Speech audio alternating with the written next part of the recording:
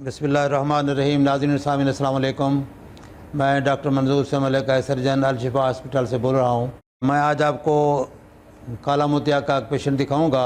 ये लेडी हैं माशाल्लाह। इनको काला मोतिया था तकरीबन कई सालों से, मेरा ख्याल है कम से कम 4-5 साल से, तो मुझे भी 3-4 साल से दिखा रहे थे।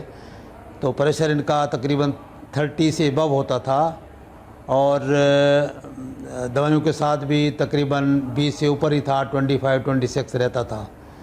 तो इनको एडवाइस किया हमने ग्लाकोमा सर्जरी। अब इनकी ग्लाकोमा सर्जरी हो चुकी है दोनों आँखों की 1 बाई 1।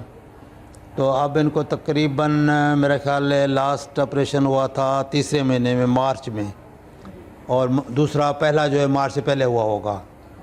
तो अब तकरीबन आज अब है 4 महीने हो गए तकरीबन। तो दोनों आँखों का प्रेशर माशाल्लाह 15 है, VNB 6 पार्शल 6-9 है, तकरीबन लास्ट लाइन तक क्लियर पड़ रही हैं। काला मोतिया कंट्रोल है और कोई दवाई काला मोतिया की नहीं ले रही। बाकी थोड़ी बहुत पानी वगैरह आता है तो वाटरिंग की दवाई सी थोड़ी बहुत डाल रही हैं, और अदरवाइज़ माशाल्लाह सिम्टम फ्री हैं, परेशानी कोई नहीं है, प्रेशर कंट्रोल है, 15 बहुत आई, और हाँ डैमेज रुक गया है अल्हम्दुलिल्लाह। तो हम यही मैसेज लोगों को देते हैं कि काला मोतिया का आप अगर है आपको मसला तो उसका बर वक्त इलाज कर लें। बर वक्त इलाज से आपकी जो नज़र है वो बच जाएगी, वरना अगर आप इलाज नहीं करेंगे या प्रेशर कंट्रोल नहीं रखेंगे, दवाइयों के साथ भी अगर कंट्रोल नहीं है या दवाइयों की कंप्लायंस अच्छी नहीं है, तो डैमेज चलता रहेगा और अल्टीमेटली नज़र ज़ाया हो जाती है। तो लिहाजा आप अपने अगर काला मोतिया की शिकायत है, मसला है, तो बर वक्त इसका ऑपरेशन कराएं, तो उससे आपकी नज़र बच सकती है।